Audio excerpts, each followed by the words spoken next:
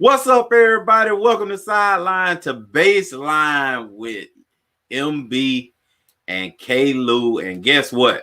MB ain't in the building tonight. He traveling. He with the fam. They headed down this way. He started off in North Cackalack. Hit it up this weekend in the A with his big bro who did the show on Friday. And Big Bro kicked him out the house probably after he was bad mouthing him about Bama doing what they had to do. So Big Bro probably told him, hey, I don't know where you gotta go, and you ain't gotta go home, but you got to get up out of here. So they headed down south, man, and we definitely pray for traveling mercy over the Barrow family as they head down south. But in Absolutely. his absence, I got my big bro in the building. You better know it. The realest co-host in sports is what he goes by. That's his tagline. However, it's Pac Jam all day. Let's take this thing to Pac Jam. What's going on? That's right. I'm on this show, man. Once again, represent Tupac, man. All eyes on me, man. That's how I'm feeling right now. All eyes on me, man. That's really how I'm feeling. That's how I'm living and how I'm feeling. Especially after my boys did what they did. We'll get to that there shortly. Yeah. We're gonna give you a whole just about segment dedicated to the Bama boys, because oh my goodness. That on the gang. Y'all think MB talk trash about Miami, boy. Wait till you hear him talk about the Crimson Tide. Yeah, sorry, these Crimson Tide. Absolutely. You see, I said MB and I can't say anything else, but but let me see. I ain't even set up, man. I don't know what happened. What happened to my situation? But this is our favorite segment right now, and I know yours too. We gonna start it off, kick it off, and let y'all know he's a problem. And right out of the gate, man, I'm gonna go Memphis quarterback Brady White threw for 486 yards and 6 touches. I'm talking about 1, 2, 3, 4, 5, 6 touches, y'all. Brady White, Memphis win the game 49-50. He's a problem. Well, I'm gonna go right out the gate, man, with that Tampa Bay defense, man. If I had a nickname for that Tampa Bay defense, it'd be Cash Money Ruckers. You hear me? Because they came out with 400 degrees yesterday. That juvenile, that 400 degrees yesterday. They held Aaron Rodgers. You see me, I eat stuff and talk rap. You see that 98 Mercedes on TV? I bought that. Listen here, man. They came out and held Aaron Rodgers. A bad man is what they call Aaron Rodgers. You know what I mean? They held that guy, man, to 16 for 35 passing, man, with 160 yards, no TDs with what? Not A-Rod. A-Rod, man. The one they call a bad man. Yeah, he ran in them Cash Money Record boys, man. I'm telling you, man, they had to have Baby over there calling that defense yesterday because it was hot. It was hot and stank, man. And they psyched him 4 times. Wow. 2 pick sixes too, wasn't it? It was 1 pick 6, and then the other one was returned to the 1-yard line. Oh, okay. Almost. Just about. So Tampa Bay defense, they're a problem. All right. UCF, man. I talked about Memphis, and Memphis beat UCF 50-49. So guess who? Defense.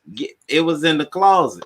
Oh my God! Guess it was with R. Kelly in the closet, man. Oh, don't do that! Don't do that! Shout out to Kels, man. Listen, UCF QB Dylan Gabriel. Now let me tell you, hey, DG done made he's a problem twice already, man. This is his 3rd time, bro. Because while we talked about Brady White and the Memphis Tigers, man, DG came out there and threw for 601 yards, baby. He went out there and gave him 6 double low. You know, I just talked about a quarterback doing 486 and everybody's head blew up. Well, what is your head going to do when I tell you DG threw for 600 and 5 touchdowns? Listen, wow. He lost, but he won. I don't care what y'all talking about. He won. Okay. Dylan Gabriel, he's a problem. Hey man, I want to just, I had to, man. I want to just fly this thing down to Tuscaloosa, man, and talk about a real problem. A real problem we starting to see every week, week in, week out, and that is Jacksonville's own Mac Jones, man. Mac Jones, not Mike Jones, but Mac Jones, man. Who? I Who? Duval. Mac Who? Jones. Okay. Mac Jones. He out of Jacksonville. Let little Duval homeboy. Look at him. Uh-huh. He had 417 yards, 24 for 32, 4 TDs against what the people and the metrics and everybody say is the #1 defense in the land, the Georgia Bulldogs. Mac Jones, a real problem. Who? Mac Jones. Duval. The Eastern Kentucky wide receiver Kenyon Dixon had 8 receptions for 196 and 2 touches. Joker almost went for 2 bills by itself. No, they weren't throwing it to nobody else. Nobody. Kenyon Dixon, Eastern Kentucky, he's a problem. Hey, look here. Now, you know one thing about me. I'm all about being a man's man. You know what I mean? And I even, one of my favorite songs is by legendary R.I.P. R.I.H., my main man from South Carolina, James Brown. It's a man's world. And I tell you what, every time this guy line up behind, every time this guy line up in the backfield, he reintroduces himself to the people that it's a man's world. And that's King Henry, Allah, one of the bad boys. That what you going with? You done gave him LeBron moniker? King Henry? That's what his IG handle is, King Henry. King Henry the what? The 8th? 7th? No, he just goes by simply King Henry the Deuce. Oh, okay. But listen to me though. This man is a man's man. He always lets the NFL know it's a man's world. 212 yards on 22 carries, 2 TDs, and once again, he took somebody's child up and through there. Josh Norman. Who else he took up through there? He took Josh Norman up and through there, just lifted him up and threw it with one arm. Yeah. That was a week ago, man. Listen. Again, when they found Josh Norman, he was in the stands. Yeah. All right. But what we do know is he's a problem. Okay, 22 carries, 212 yards, 2 touches. Hey, Peyton Wilson, North Carolina State. I ain't gonna even tell y'all who they beat up on, man. I'm so sick about this. But it was mainly because of Peyton Wilson, man. Listen to the stat line: 19 tackles, 2 picks, and a half a sack. I don't know what position you play when you getting stat lines like that. You hear the 2 picks, you say, that's a safety. I know what he's playing. It's called backfield. God, 19 tackles, earn linebacker all over the field like that. Amazing. North Carolina State, Peyton Wilson, he's a problem. He's a problem. I think you got Justin right there. Justin Jefferson. No, I don't have Justin Jefferson. Okay, Justin Jefferson. 9 receptions, 166 yards, and 2 touches. He's a problem. And also Matt Ryan. Listen, man. Matt done took it on the chin all year. They was 0-5, man. They got Quinn up, Dan Quinn sent up through there and up out of there. And Matt Ryan responds with a 30 for 40, 371 yards and 4 touches. And Dan sitting back in the background like, where has that been? What has that kind of play been, man? But Absolutely. It was against Minnesota. And so I don't know, two offers going at each other. So Matt Ryan, he's a problem. A real problem. Well, look, Pat, it's interesting. We had a great week of college football. Great week. Yes, we did. NFL. There was some questions out there that I put out there last show and talked about college wise, who was real, who was fake, who was perpetrating the fraud, and Alabama and again, I'm gonna just speak on them just a little bit. I want you to ignore them because you're gonna come back. Okay. They put to the biggest test so far. Mm-hmm. Okay. And then I feel like they passed. But you had a Miami team that was put to the test, I felt like, with the opponent. Right. Jury's still out. They were able to beat them. They were actually able to, 17 points. 17, I think they won by. Right. You had UNC gets upset. In a game that we thought they'd get we felt like they beat running away. And I can't even think of the other team that we discussed right now, but there were a couple other teams that'll come back to my mind that we were discussing about them having a chance and opportunity to prove themselves. And how do you feel like, what teams come to mind that you felt like had a game they had to prove themselves and passed, and games that teams that were frauds? Oh, I just thought about it. Tennessee, I called them a fraud, and they showed that they were. Okay. I went into this weekend thinking that Notre Dame had to prove something to me, because I felt like they ranked up there high. What, Notre Dame, what are you? What number really 4? Are you? And I wasn't impressed. I wasn't impressed. To be honest with you, I've lost a lot of faith in Notre Dame. I feel like Notre Dame's a fraud. I really do. And I know that probably ain't answering the question like I should have, but I really thought that they would go. I expect them to go in there and handle their business. I didn't expect them to go in there and put a 12-9 game up. I really did not expect that, Well, and I watched that game in its entirety. Let me piggyback off that. I picked that as an upset. First of all, I thought Louisville would win. Right. I remember you said that. Louisville was a drive, a quarterback getting hurt in a series drive away from winning that game. They had to go to their backup. They were driving the ball. They injured a quarterback. He started cramping up or something. The starting quarterback, Cartwright, I think his name is, started cramping up or something. He was driving the ball down, got to about their 40, had to get subbed out, and they were working on him. And they brought in the backup, and the backup ended up having to punt the ball. From that point on, Notre Dame just kept them out of the end zone, but it was 12-7. Yeah. Okay. So I'm with you. I feel like they didn't have they definitely weren't in a position. They were in a position to prove themselves and blow that game out. Right. I felt like they are not the team we think they are. I do not believe they're a number 4 ranked team. It was either 4 or 5. I think it was 4 ranked team, and I think they showed the world that struggling with a Louisville team that can't play D against anybody, and all of a sudden Louisville showed up on defense because they kept them out of the end zone. Notre Dame got down there maybe 5 or 6 times and was only able to come up with 12 points. So hats off to Louisville and their defense. Steve, we see you, man. Steve say, you know what is a problem? The Giants quarterback from Duke. He needs to learn how to get rid of football. He holds the ball longer than I am willing to hold my wife's handbag. Steve, stop it, man. Give us a chance, man. You talk about my Duke guy, and then you talk about my Giants, man. This is just awful.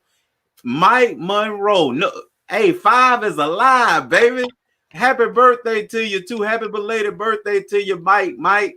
Yes, sir. Happy birthday, Mike. Hey, Mike, old high school teammate. Yeah, he older than me, y'all. And just had another birthday. So this, hey, I'm gonna get into my TO mode right now and say, that's my quarterback. That's my quarterback. And if you do that, it'll just be unfair. Because Mike Monroe was my quarterback, y'all. Mike says, why Tennessee won't bench that QB? Of course, his mind in the QB talk. Why do you think, Pac-Man? Well, understand this. They won't bench him because they don't have nothing behind him that's better than him.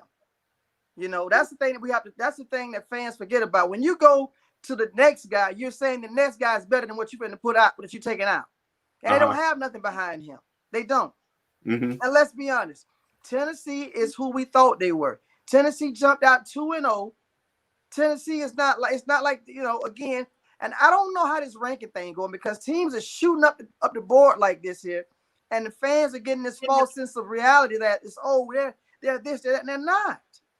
They're simply not that good. Alabama plays Tennessee Saturday. You will find that out again. They're not that good. All right, and Mike says Notre Dame is literally always a fraud, Tor. Steve got back in there, but why did we get the W? And an ugly win is better than a pretty win.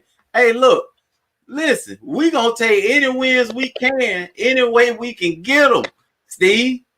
Hey, we struggle city in New York, man. We gonna get them how we live. Okay, listen, we got Orlando Early in the building, and he won early, y'all. He was late. He supposed to be here at 6:15. He was late. What time is it? 6:16. No, you hit it on time, but you supposed to be here 6:13. Oh, okay. Hey, you gotta stay. That's that Tom Coughlin time right there. Hey, that means he supposed to be in the building at 6:10, or it was gonna be a problem. A problem. Listen, Orlando, this is our resident NBA guy that's coached college, has been an NBA scout, has worked around the NBA, around college basketball, high school basketball. If you talk basketball, he know about it. So I want to get right into the NBA, and I know we really deep in the football, y'all, but we gonna take an NBA break, because I just remember Joe Lacob hollering at us and saying that we're light years ahead of probably every other team in structure, in planning, and how we're going about things. Now that's what Joe Lacob said in 2016. What they looking like now? And then this is a long intro, Orlando, so you gonna definitely get your chance. But then I'm gonna show you this video that I caught. I think it was yesterday, in one of my favorite little shows right now. I don't know if they did this before, and they say we have to play this way. To your point. So can y'all hear that? Yeah, I can hear it. Man, that's what they told me. And I said, "With who?" TJ Warren is a paint scorer. Bled is most effective driving, getting a piece of the paint. Book can shoot 10 if I tell him to. But where are we going to get the other 20? Like Brandon Knight is a three-point shooter off a combo. He has to combo before he shoots. He can catch and shoot, but he's more efficient, like get into his rhythm. That's going to be bad basketball. Got to do it. Okay. We about to get a top pick. Okay, let's go. Like, you know what I mean? Like, I can say, okay, either you really believe that, or you really want me to get us a top pick. Just tell me the truth. Because if you was my teammate and you shot all those threes, I'm gonna cut you out. Yes. Hey, look. So the reason why I showed that is they were talking about basketball analytics, and Joe was right at the time, because everybody got behind what they were doing and set their teams up that way. They started saying we got to shoot 20 to 30 3-point shots a game. What Gilbert said in that little piece prior to Earl Watson speaking, who was former head basketball coach of the Phoenix Suns, Gilbert said they've increased 3-point shots, but from the 90s, Gilbert's era, they're only scoring 4 points more. So Gilbert them looking at it and say, this is horrible basketball. Earl Watson is saying the same thing. So I'm going to turn it over to y'all. And before I say that, I'm going to say Bully Ball won the NBA championship. So a team, and watch this, a team that didn't go that route, and another team who played them, who really didn't go that route in the Miami Heat, actually showed up to the championship. So are we going to continue down the Golden State path of basketball, or is the NBA just like the NFL copycat league? Are they now going to follow the Bully Ball path?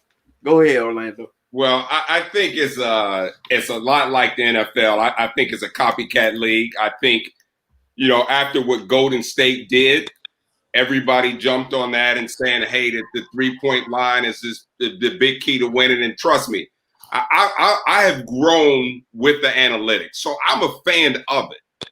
But I will say, when you look at the guys that are shooting the 3-point shots for the Golden State Warriors, that makes a little difference. And I know you guys have heard this from playing sports your whole life, but it's more about the Johnnies and Joes than the X's and O's.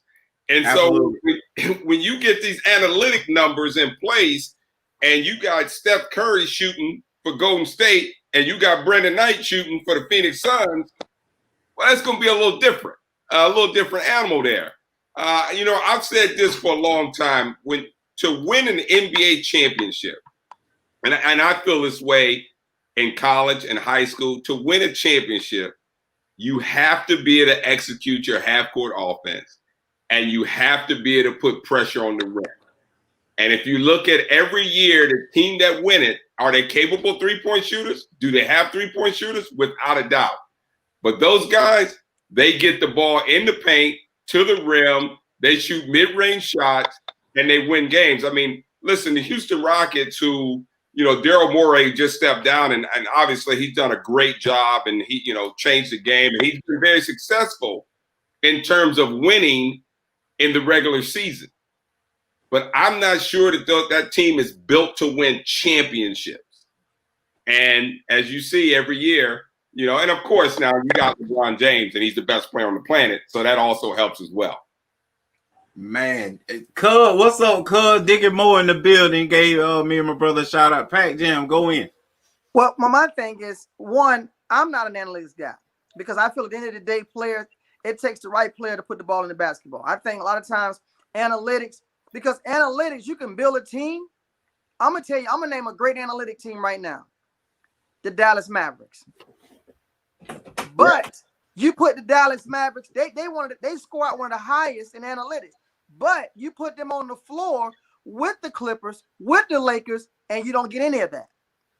And what I saw to me, the Lakers was the worst shooting 3-point percentage team. They was the worst ones from the three. But what the Lakers had outside of LeBron James, which is a unicorn, is the Lakers had length. And the Lakers was able to play great defense because defense won the championship along with bully ball. But the defense on the defensive end, the Lakers' length was just, you couldn't get around it. When you got that many guys, 6'8" to 6'10", that can stretch out and defend the three without giving up much space behind you, that's a recipe, man. That's a great recipe. I agree with you there. Their defense and their length and part of, the analytics process for some teams. For instance, I use the term process with the Sixers. Sam Hinkie, who started the process, one of his things was length. He wanted guys with length. That was part of it. But, what you mentioned, to agree with you, Jimmy Butler, in terms of an analytic basketball player, he's probably the worst. If you take a bunch of analytic guys and say, pick a player, they're not picking Jimmy Butler. But the Miami Heat don't get to the finals without Jimmy Butler. Wow. Coach, but you know what we call guys like him? He a dog. He a dog. Yeah. Like in a football locker room, we don't care about that. We like, hey, he a dog. Get him out there. We don't care if he just blew an assignment or missed the tackle. We know he gonna make up for it because he's a dog. That's the one thing that, that the analytics and the computer and all those stuff, it can't measure your heart. It can't measure toughness. It can't measure that stuff. And I think too, Coach, I know. Coach, another thing is this. If we be honest with ourselves, analytics got a lot of credit based off of great Hall of Fame players, a lot of Spurs. Yeah. And people was using the Spurs as this is the carbon copy, like the Oakland A's was in baseball. They were saying this is the carbon copy of analytics right here. But people did not realize those guys was Hall of Famers. Those guys had game. Tony Parker, Ginobili, Duncan had game. David Robinson, those guys they're all going to the Hall of Fame. So again, all of them. Right. So again, yes, analytics was great to use off of that team, but let's be honest, those guys had game. Right. When we talk about that, I was at a scouting a NBA game this year, and I won't say the guy's name, obviously, but he was working for the Heat, and Tyler Hero came out of the locker room, and he was working with him shooting threes. He's shooting threes. And another guy looked over at him, he said, it's easy to go over there and work with Tyler Hero shooting threes. He can shoot it. Why don't you work with Jay Crowder or one of these other dudes over here? Right. Well, but I'm going to bring y'all full circle back to my initial question, man. Y'all got to help me with this. The 2016 Golden State Warrior team, everybody wanted to be a carbon copy. And we saw the league darn near change overnight, man. I don't know if we ever seen that before. Like, because we all grew up in a big man era where the big man was the star of the show. And that's the way it was. And if you had a great big, you was going deep in the playoffs at worst. Okay. Even if that big only blocked shots, you still was on your way to the playoff and going deep. We had it completely flipped. And then we had these teams completely morph to the point. My brother and I, Orlando, will tell you, I'm always talking to him like, yeah, they got a chance to beat them because they the same team. It's different players, but they're going to go out there and do the same thing. So it's almost like you're looking at the same teams. Will we see some teams bail and say, man, no, they went out there and got Dwight Howard. They had a DeMarcus Cousins before him. They had a JaVale McGee. And they said, let's go. Yeah, I don't think you'll see teams totally bail. And what the Spurs did was they really took the European style. If you go back to the Olympic Games and watch, the Europeans never really used a post-up guy. Correct. They always spread the floor, space it out. They had a big guy that was skilled and could shoot it and could pass. Yeah. And it made it hard for us to defend them. Well, the reason why the game won't totally change back because kids today are so skilled, dribble, pass, shoot, and when you spread the floor, now it's really, really hard to defend. When you have a guy that's in the post, then that way you can clog the floor, you can tighten everything up, you can make it hard to drive the ball. When you can spread the floor, man, it makes it really hard to guard. So now, in terms of number of threes, could that possibly change? Yeah, I could see that change. I could see guys changing based on their personnel.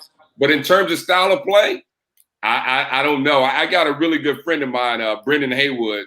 Oh, yeah, who played a long time in the NBA, and he got an NBA championship. And I told him, I said, Brendan, if you was in college now, bro, you'd be a second-round pick. I mean, because guys he'd be lucky. Yeah, guys like you, we don't want anymore. Right. But the thing is, what doesn't get talked about a lot, and I think we need to bring this up, and this is why Brandon Haywood still has value in today's NBA, is because the NBA has shown us again that there's two seasons. There's two seasons the way the NBA is played. There's two seasons the way the NBA is even called when it comes to fouls. Because the regular season will give us one NBA. And then the playoffs will give us another NBA. Because I still feel, and Orlando, me and my brother went to war by this conversation I'm going to bring up. We actually went to war. I didn't know we was going to square off with each other. I felt the reason why I lost confidence, because me and my brother both are Laker fans. Right. But the reason why I was upset about is when Daryl Morey got rid of the big man for Houston. Yeah. I told my brother, I said, that is going to hurt them because he brought so many different intangibles for them, from rebounding to low post scoring with the alley-oops. Yeah. He brought a lot to that team. Capella. Right. And one of the things I remember in the closeout interview, not to take too much time on this, but in the closeout interview, they was talking to James Harden, and James Harden said, it's extremely hard to play like this when you have no big man because you can't take 1 second off because the minute you shoot, you got to make sure you rebound because we have no size. And that's what we're faced night in and night out. We don't have any size, and we got to get in there as fast as we can, he said, and it's really hurting us. So that told me a lot. Yeah, no question there. The other thing that he did from an offensive end, you're right, and the rebounding, you're right. But when you look at the final game, game 6 of the Lakers and the Heat, Anthony Davis moved to 5, and he completely changed the game with his defensive presence around the rim. Absolutely. Right. Absolutely. And when Houston didn't have that. They didn't have that length, that size, that ability to reroute the pick and roll action and stuff. And when you take that out of it, boy, you put a lot of pressure on your guards, who, by the way, they have to put a lot of pressure on them defending out on the floor and having to score on the offensive end. Now you get them on the defensive end, and late in the game, they just get wore out. Right. Hey, look, and final question, we'll let you go. Speaking of Houston, what moves need to be made? Do you pull off another trade and get rid of Russell Westbrook, or do you stay the course? And then who do you bring in to head that ship as a head coach to deal with that kind of offense that's going on? Well, right now, I don't think, unless they've done it here in that last day, I don't think they've hired anybody yet. So in terms of style of play or what they're going to do, I'm not sure of. They have to make a decision right now on who are we as a franchise moving forward. Are we in a rebuild mode, or are we trying to win it? Because if you're trying to win it, you got to try to make a deal. But I'm not sure if their salary cap says that we can make a big time deal.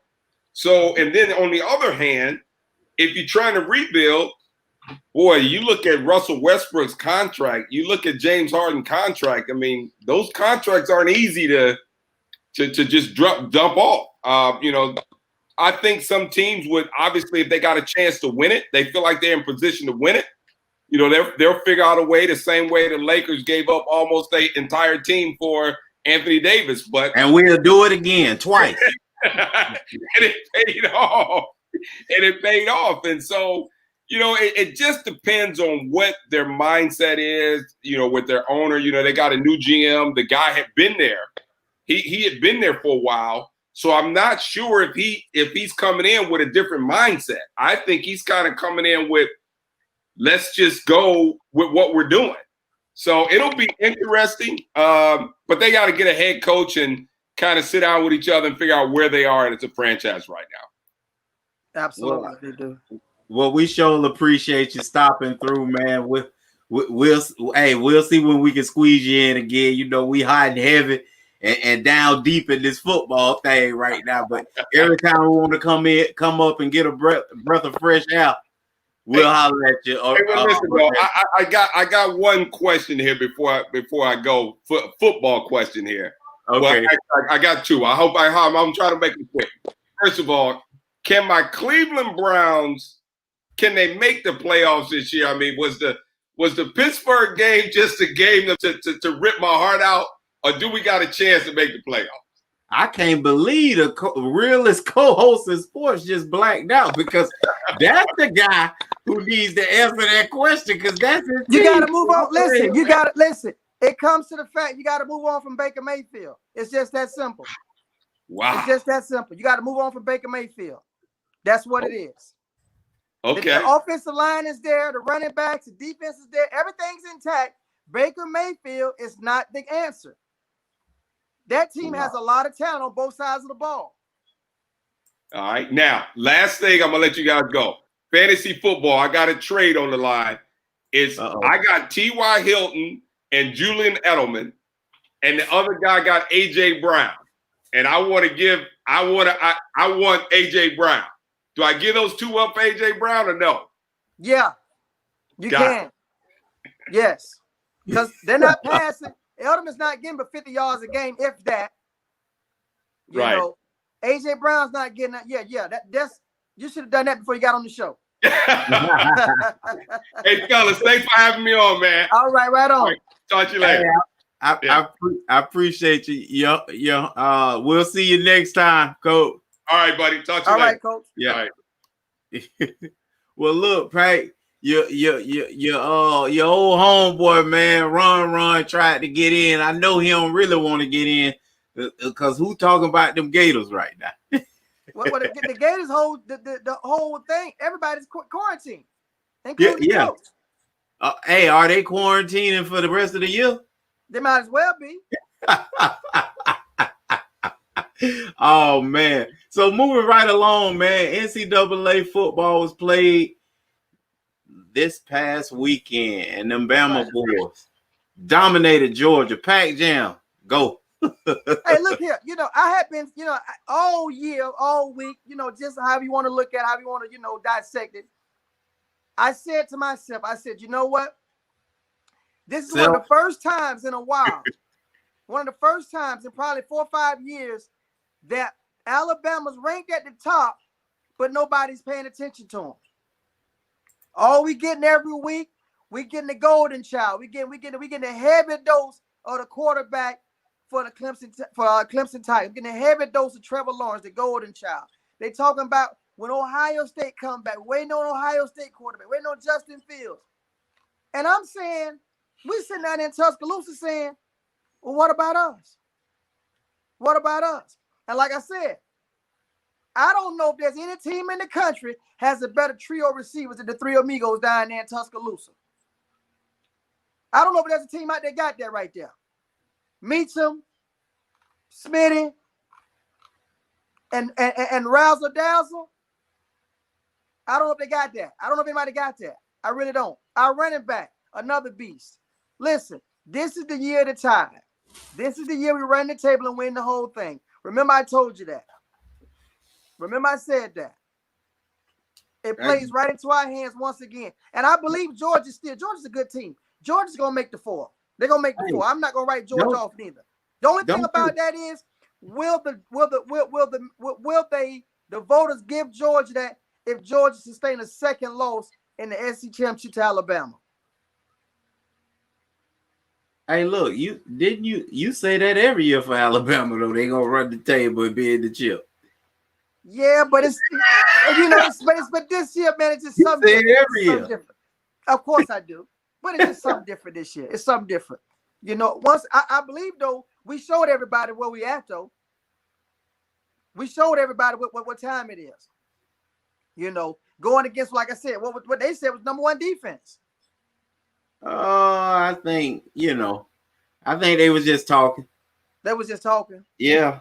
I mean, you have statistically it is what it is. So you saying that, but again, we just talked about analytics and right. Eyeball. That eyeball test is way different for us football guys who kind of have had to live and breathe this. Guys that sit around, watch games all day, guys that study games, guys that have played the game. You understand that eyeball test will tell you a whole lot more.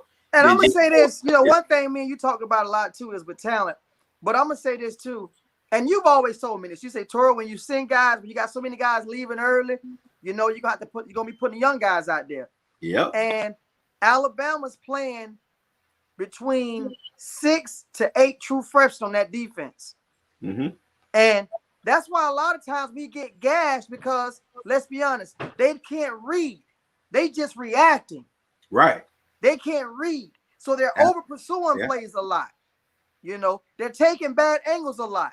But the great thing about that is it's early in the season. They're learning. The talent is there, but they're learning. And I believe on the end of the year, I think they're going to be ready. But again, it's just something about with Clemson. It's something about Clemson, man. It's just something about Clemson when you ain't playing and you ain't battle tested, man. There's just something about that ball. All right. So the Big Ten gets underway this weekend coming up, y'all. The Big Ten is back. And Scotty Frosty, the Nebraska head coach. Yeah, I said Scotty Frosty. He got exactly what he was looking for because he was one of those guys hollering by, oh no, y'all finna play a season. Y'all got to play a season. I'm suing everybody. You got Frosty went as far as to put a petition in to say we'll lead a conference. That's right. Right.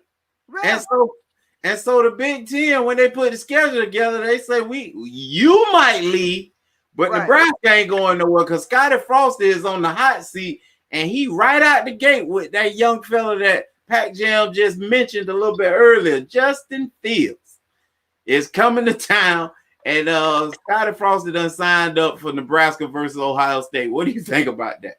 At high noon. They scheduled that game at 12 noon. High noon.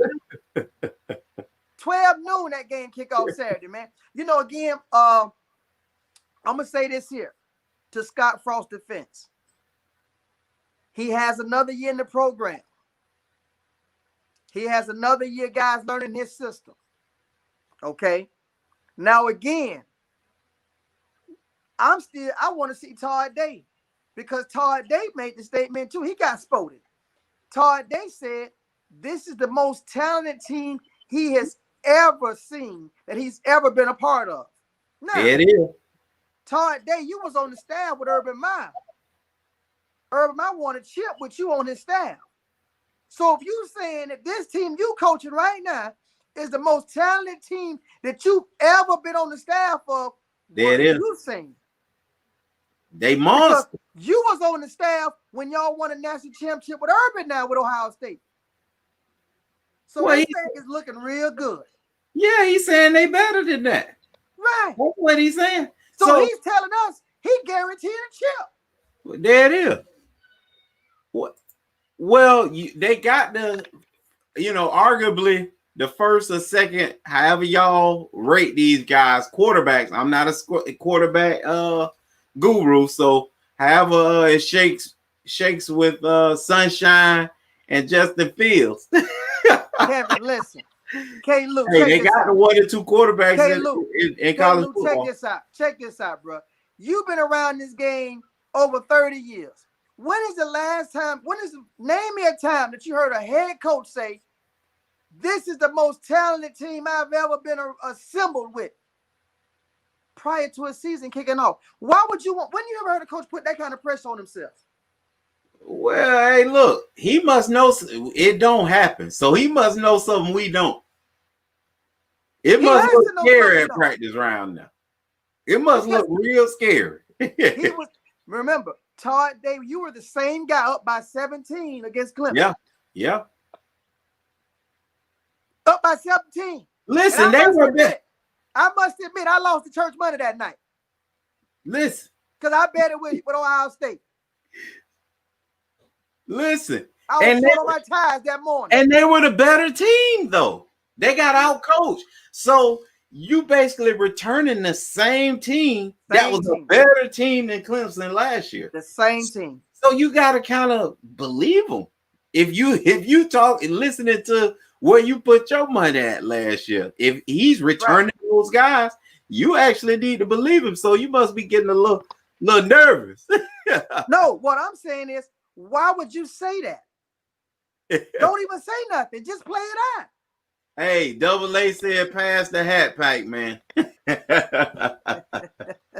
Listen, is anyone not named Ohio State too far behind as the Big Ten comes back this week, and then in another couple weeks the Pac-12 joins in? So are they too far behind a team like USC that I think is ranked 24th or 25th? No, I don't even know if there's a Pac-12 team on the top of my head that's high enough. But has all the teams that have been playing thus far not named Ohio State? Do they even have a chance? Yes, they do. And I'm gonna tell you why. They got a chance because when you look at the top 15 teams, they still playing each other. Okay. So that's why they got a chance. So just by a process of elimination. But think about this. You come in as the Pac-12, you're only, I think, playing 6 games or 8 games, something 8 crazy. games. 8 games.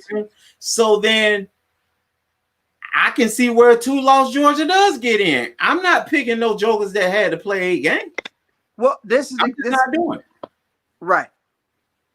You're not going to pick up this. This is what hurts 8 games. Even Ohio State, what hurts them. You're not picking a 7-1 team over a team that went 10-2. Right. You're just not going to do it. Right. And then you're going to tell me The 7-1 team's gonna tell me my biggest game of the year was Michigan, who went 3-4. You're not gonna do it. Well, Ohio State, I don't think will have to worry about that. However, if they are 7-1, that's one of those programs that have always figured out a way. Them and Notre Dame, all the chips against them, but they still end up in that chip. Right, they always do. They do. You, and I must admit, they do. And it's not right, but it happens. Because Georgia's in a bad spot. Mm-hmm. Because they're gonna have to play. Georgia said, we run the table. We still got to play Alabama again if Alabama run the table. Well, yeah, that's difficult. Now, last question with NCAA is Clemson way far ahead of everybody else? No, I don't believe that. No, they're not. They just put up 73 points, and the starters was gone when it was still in the 40s. See, I'm gonna say something. And that was at halftime, bro. I'm gonna say something to that. And it's a Georgia Tech team that beat Florida State, who beat I'm UNC. gonna say something to that. To me, I feel like this. When you're playing an inferior team, the coach got one or two ways to highlight his team. He can continue putting the ball in the air and piling the points up, or he could say, we just trying to get out of here and grind it out and get the clock out and try to get out of there. That wasn't his guys, though. That wasn't even his guys. He benched everybody. No, listen, but they still was throwing the ball. Second string quarterback. And we saw the third string walk-on quarterback, man. They still were throwing the ball. Yeah, but it was against their starters. It was their second and third teamers. But we know the recruiting base is still like this here. Don't do that. No, it's not. No, we ain't seen Alabama put up y'all put up close. Y'all ain't get close to that, and y'all needed 70 points to get out of Ole Miss. And y'all still couldn't put up close to that. They put it up and didn't need to. Okay. Well, let me see. They put up. Okay, when they play Alabama, I'm gonna see they put up 70 points. Hey, Mike Monroe say, Pac Jam, Clemson a problem. I don't believe that. Hey, Double A say Clemson will get a Panthers a tough game, baby. we based it off the ACC, right? Listen, you can say what you want to, but they put 73 points on another Division I team.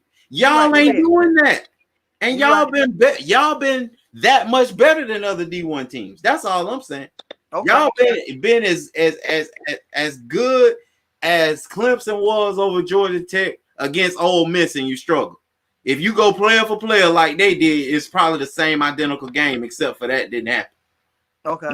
And I'm not even talking about your defense. It's what it was, because you know I feel like Lane Kiffin had the cheat code against that. So I'm not even worried about that your defense gave up points. I'm concerned that your offense couldn't give them 70. What was score? 63? No, I thought y'all was 50 something. What was score? 63? Okay, well they had 73. Okay. Hey, hold on. And Matt played all game. That guy ain't played none. He played a half. He played a half and went for 3,400. Okay. NFL. Arthur Blank said Raheem Morris. Listen, he was asked if Raheem Morris had any kind of consideration of getting the head coaching job if he did a good job for the rest of the season. Asking Morris would be given consideration for the job full time. Blank said if Raheem ends up 11-0, he's certainly going to be a candidate. So you mean to tell me a black man struggling this bad in the NFL that he got to take an 0-5 team and flip them to 11-0 for the last 11 games? In order, it says certainly going to be a candidate. It ain't even say, at least he could have said he got the job then. This joker said he will be a candidate at 11-0. Is the bar set too high, man? Of course the bar is set too high. That's a no-brainer. That's a no-brainer. The bar is set too high. But again, Raheem Morris already knows that. He's been a head coach before. He knows that. He was a head coach with the Bucks. He knows what's expected. He knows the lay of the land. Because guess what? Raheem could have said, I'm not going to coach the team. And what he elected to do? He coached the team.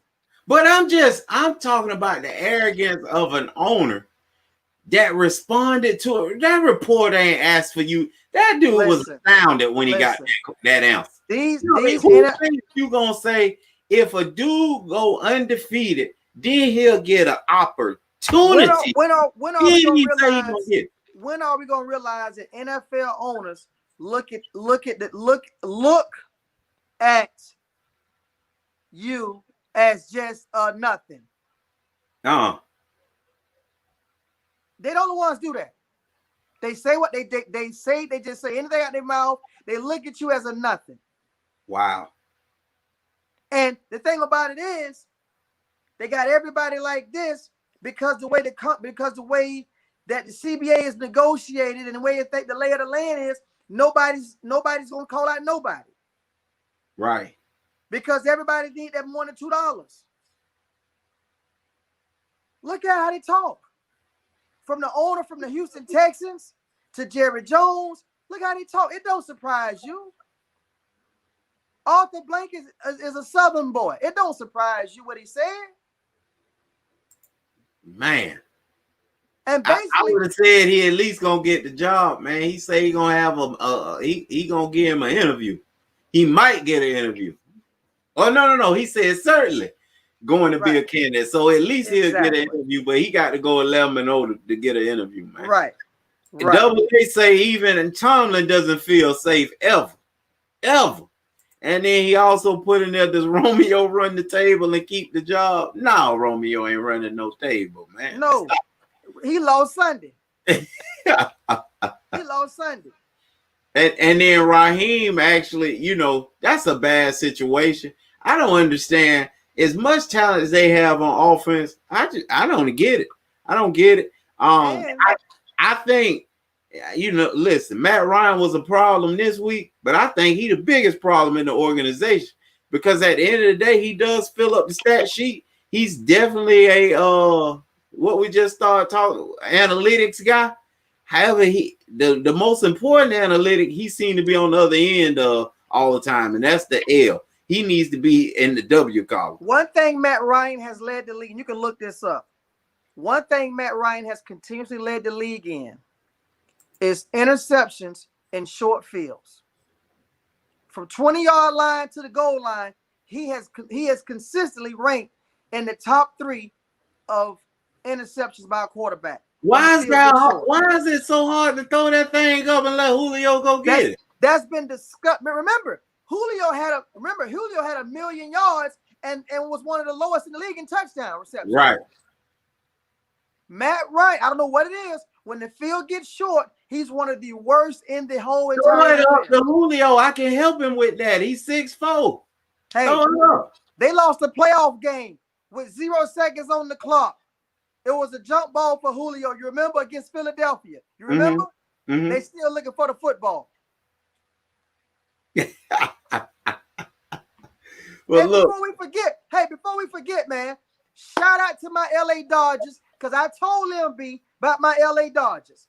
We were down 3-1 to the Atlanta Braves, aka Atlanta Brave Falcons. They was up 3-1 on my boys. We won 3 straight, and we in the World Series. Shout out to the LA Dodgers. Once again, we doing it for Kobe. Oh man, Brady beats Rodgers, man. Brady went out there. See, I knew you. Hold on. Listen. Brady went out there, played free safety, and a little corner. He hit that pick 6, then ran it from free safety to the 1-yard line, and then went out there and played offense, man. Brady won that game. He beat Aaron Rodgers, man. See, and I knew that. When the game ball should have went to Todd Bowles, aka Baby, and Cash Money Records, that defense. Because Todd Bowles is to me, he's one of the best defensive coordinators in the league. Another thing that does get talked about is one of the best middle linebackers to play in the game right now, Devontae Davis. Shout out to Devontae Davis, who lead the Cash Money Record Boys down there in Tampa from Nebraska.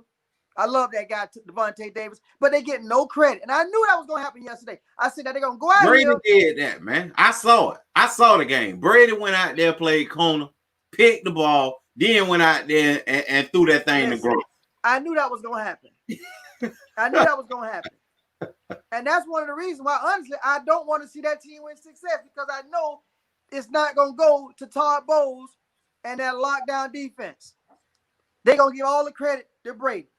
Because Brady was thinking the gym up. He was thinking the field up, and the defense changed the whole game. And look what happened. You talking Brady. That's right. That's right. You ain't see him in his back pedal? No. No. All right, Monday night is here. Monday night already going on. Monday night done turned into Monday at 5 o'clock. We got 2 Monday night games tonight.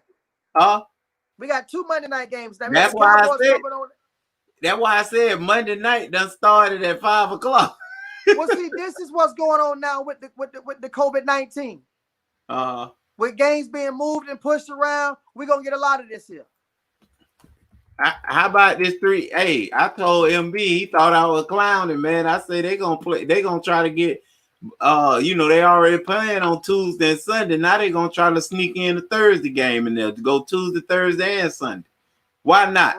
Right now, the Kansas City Chiefs up 13-10 against the 4-1 Buffalo Bills. Chiefs also are 4-1. This game, really, I think you looking at AFC supremacy, are you not? Between those two teams? Right. Yes, you are. Because I'm not sold on Pittsburgh. You ain't played nobody. I'm not sold on you. I'm not sold on Pittsburgh. And then again, at the end of the day, the Super Bowl is Kansas City's to lose. Right. In my eyes, that's what it is. I think everybody agrees with that. It's Kansas City's to lose. Right. And with them picking up LaShawn McCoy, not LaShawn McCoy, I'm sorry. Le'Veon Bell. With them picking up Le'Veon Bell, that's just icing on the cake. That's more icing on the cake, man. Right. Because you got one of the best running backs in the history of the game that's catching the ball out the backfield. That's what he does. He's every time. But what I'm saying is, in that style of offense, he will be a nightmare once again for linebackers. Right. And Andy Reid loves doing a lot of things with his backs. He's a whole lot like Sean Payton with that. But he likes more of a bigger bruiser type guy that still has wiggle in him. That's why LaShawn McCoy was able to steal a couple years with them. How about the real Monday night game, Arizona and the Cowboys? I like Arizona tonight. I like Arizona. Man, the Cowboys don't get it, man. I went ahead and I threw my season away. I went with Cowboys to play against to be in the Super Bowl to play against Kansas City, man. Yeah, and Dak went down. Andy Dalton's the type of quarterback though that can work with that receiver, those two receivers and this running back. Dallas defense just is horrible. That's what I want to talk about. Right, stop right there. Now, one thing you tell me all the time, Kevin, the guy's playing well, give him his money. Jerry Jones, with no hesitation, gave everybody on the defense their money. Everybody. Why y'all ain't showing up? Lawrence, where you at? I hear crickets. I ain't seen you get a sack all year. Where you at? Where's the linebacker from Notre Dame go sideline to sideline? Where you at? Well, I need to know something. Where you at? Where's the Dallas defense? Nowhere. They hide. So that's they fat now. They got the money. They fat now. That's what you tell me. Yeah, they good. They good. He got the tail house on the defense side of the ball. He ain't got to bring in a nasty defensive coordinator because That's the issue. Well, I'm hearing a lot of negativity from Don Capers. You got to bring Rob Ryan back, man. Guy that's you ain't gonna agree with half of what he say. You gonna have to duck and dodge from the media shots he gonna take at you if you Jerry Jones. But you know he gonna be about his business. That's one thing about Rex Ryan and guys like Greg Williams. You may not like them personally, but their defense is gonna be flying everywhere. Golly, double A call them cowgirls and Texas barbecue, man. They happen to be brisket right now. They get ate up. Well, Pac Jam, I appreciate you stopping through, man. Had a heck of a problem. Anytime, I love it. Man, what do we need to watch for? Because we're gonna do our pregame show, and I don't know if you'll show up on Friday. So what do we have to watch for coming up this weekend? Oh, this weekend we Big Ten. We in the Big Ten. Okay. We got to see what's going on because we've been hearing a lot of talk about the Big Ten teams. Oh, this is what I want you to think. A game that we want to pay close attention to. Michigan, Minnesota. That's going to be a big game right there.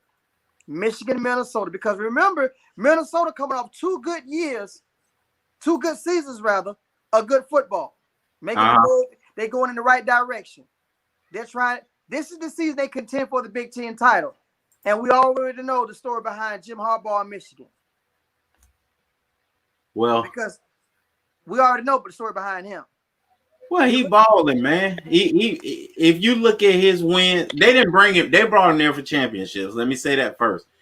But he's done a better job than his predecessors, and he's going to continue down. He has not done a better job than Brady Hoke. No, he has not. Yeah, he did, man. No, he's not.